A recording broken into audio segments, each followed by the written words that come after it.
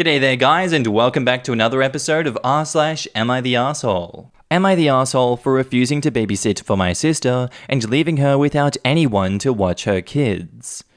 So I'm 18, female, still in high school, which is pertinent to the story, paralysed, which is also pertinent. My mum is 45, my sister is 28, and has 3 boys ages 10, 6, and 3. 4 years ago, I was in a car accident and came out paralysed from the waist down. It has been hell having to learn a new way of life, but I haven't let that stop me. I'm going to be going to a college out of state next year, and graduating in the top 10% of my school if things continue as they are. The one major thing that is a complete bummer out of all of this, other than the obvious, is that my mum thinks I am now a free babysitter for whenever one of my older brothers or sisters needs one. She never consults me on these and expects me to drop plans at the drop of a hat. This past Monday, I told my parents about a Christmas movie extravaganza sleepover that my friends had been planning. It's gonna be 3 girls, and we were planning on making brownies, cookies, watching really cheesy Christmas-themed romantic movies, and just girl stuff. It was on Saturday, which was yesterday, and my parents said they had no problem with it. Yesterday arrived, and I'm just about to roll out when my mum comes and says that my sister is on her way with her 3 boys. Apparently she asked mum if I could babysit the other day and she said yes. She didn't even bother telling me about it. I said hell no because I already have plans. We fought, and mum ended up storming off because this one time I wasn't backing down. I took the time and left, turning my phone off when I got into my friend's car. Today when I got home, I got called an immature asshole, basically. My sister was left without anyone to watch the kids during her husband's work Christmas party, and I went back on my word that I didn't make. Mum told me that I should be grateful she gives me something to look forward to, which is babysitting, because I have no real social life being paralysed. I just went back to my room and cried. But now I'm wondering, am I the asshole like they say I am because I refused to babysit and then left my sister in the lurch? Now in the comments, not the asshole. Your family members all suck. If your mum is that concerned about your sister having a babysitter, she can watch the kids herself. And OP replies, she refuses to. The 10-year-old is a major brat, and not anywhere close to a good kind. So she refuses to, but makes you watch the brat? Your mum is a major asshole. Also, communicate directly with your siblings. It sounds like your mum is miscommunicating and sowing discord between you by making promises in your name. Your siblings may honestly think that you enjoy the babysitting, if that's what your mother told them. Also, mum's the asshole for saying that you've got nothing better to do because you have no social life when you actually do have a social life. And you have friends who invite you over and come pick you up. Her own mother is creepily ableist. Like, she thinks nobody wants to be friends with her daughter because she's in a wheelchair? That's just her projecting her own twisted views. What an awful person. Not the asshole. That paralysed comment was a low blow and unacceptable. I would never babysit again. I've been paralysed for 21 years, and my social circle is small but tight. I really want to have a strong word with your mum. You didn't deserve any of that. I'd put your foot down and stop. Call CPS if they leave them with you, use their words against them. And OP says, I think that's what hurt the most. This is also the woman who once told me, before they let me come home, that I could make my life what I want despite everything I'd lost. She crossed the line. She reached verbal abuse and needs a reality check. I dearly want to run her over. I would stop helping her and go on in life. Rub your life and friends in her face. She really, really angers me. I'm trying to be polite about it though.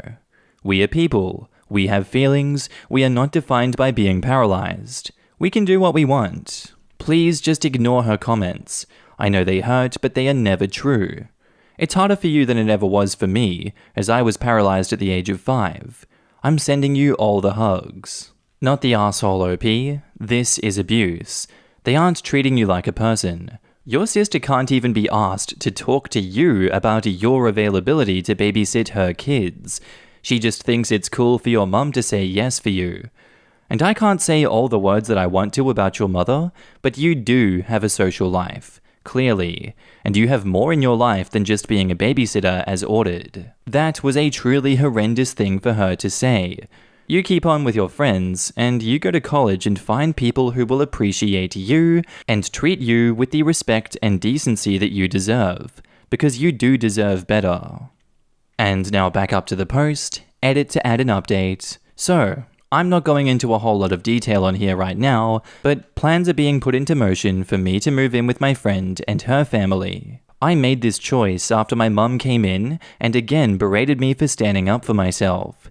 She said that because I said I would originally, a few years back I had no life and no confidence, so I agreed to babysitting a few times, then it was like I had no choice, that I had asked for this. Then she said that I am to do what she says while living under her roof. Tomorrow she has work, and hopefully by tomorrow evening, I will not be living under her roof. I'm sure this won't be the last time that I hear from her though. For those who have mentioned this, and will ask if I don't answer, yes, I have the originals to my important documents, and she does not have access to my money. She has encouraged my siblings, though my sister is the only one this rude. My dad, well, he doesn't like rocking the boat. And to be honest, in a way I don't blame him. She yells at him more than me. And edit to update, I am officially out of the house. I just got done messaging to my mum and siblings that I am out of the house and will no longer be available for babysitting. Thank you to everyone who commented and for the awards, although I'm not sure how the whole karma thing works, nor do I really care. Those who responded helpfully, thank you for helping me mentally work through this. I appreciate it more than words can say. Our next post is titled, Would I be the asshole for accepting a scholarship grant that is far away from my family and leaving them? Since when I was 2.5 years old, it was known that I was gifted. I learned reading and speaking at the same time, and I was always sent to special programs and mostly privately tutored. I am the only kid and also the only grandkid in the family, so I was always the point of focus. At age 15, I graduated from high school, but my therapist suggested my parents to let me roam freely for a while, and after that, we toured around the world as a nomad family. My parents had jobs that could be done with a computer and a stable internet connection, as my mum is a software designer and my dad works at an advertisement company. So we had a very fun 3 years, and as a result of all of this, we decided to move to the city together where I started studying medical school, which is Istanbul. After that, I started doing my residency in London 2 years ago, and we currently live in London as a family unit, and my parents settled there. Last week, my clinical chief asked me if I could go to a PhD program about tropical medicine that will be happening in Taiwan, and it is one of the best programs in the world if you're interested in disaster medicine. I am an EM resident currently at CT1, and it'll give me a boost when I return and help me to start my specialty training. But what worries me is I will not have enough time to see my parents, and they can't move to Taiwan because my dad is currently the manager of his branch at the company, and my mum has an ongoing treatment for breast cancer. I feel so guilty for doing this kind of thing, and I won't be able to fly away in a day if something happens. So would I be the asshole if I accept this offer? Now in the comments, not the asshole. You have to live your life for you, not others. You didn't include info on how your parents reacted to the possibility. Side note, you might feel regret if you lose your mum, so you should think long and hard about which opportunity you would regret missing more. OP replies, they still don't know yet. Dude, you were 26. It's time to cut the cord. Go for that opportunity. Your parents would be idiots if they tried to keep you from going. Not the asshole. There is nothing asshole-like for wanting to follow your dreams. These opportunities don't grow on trees, and from the sound of it, it would be amazing for you. I would hope that your parents would be very proud of you if you did do it. Not the asshole. You take opportunities like this and run with delight. Anyone who isn't excited for you doing this has weird problems. Not only is this an exciting new learning opportunity, you are learning to do real, genuine good in the world. Your parents sound competent and young still. They will enjoy the freedom of not having their adult kid at home, even if they would never tell you that. And now on to the update. This post is coming from Eva Air Lounge in London, which means I have accepted the offer and I am on my way to Taipei. So 准备好 Taiwan, 我来了. Which, to you English speakers that don't know Mandarin, be ready Taiwan, I'm coming. I talked with my mum first, and she said the same thing, that was, I am mad for even thinking that they would object, and they would handle without me just fine. Then I also talked with my dad, and he said the same thing, and after a confirmation from my chief, whom said that she'll look after them, I accepted. Normally, my rotation would start at December, but my head of department from Taiwan asked me that could I start in November, and it wasn't a problem for my home clinic, so I'm currently on my way. They also paid for my plane tickets, and are also offering me a dorm, so it's just me, my luggage, and my backpack on the road again. Gosh, it was so long since COVID has been a thing, and I haven't been to an airplane for 2 years.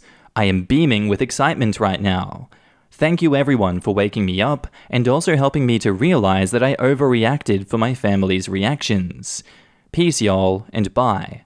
This forum is a wonderful place. And now in the comments, congratulations, go learn lots and blossom. What an incredible opportunity.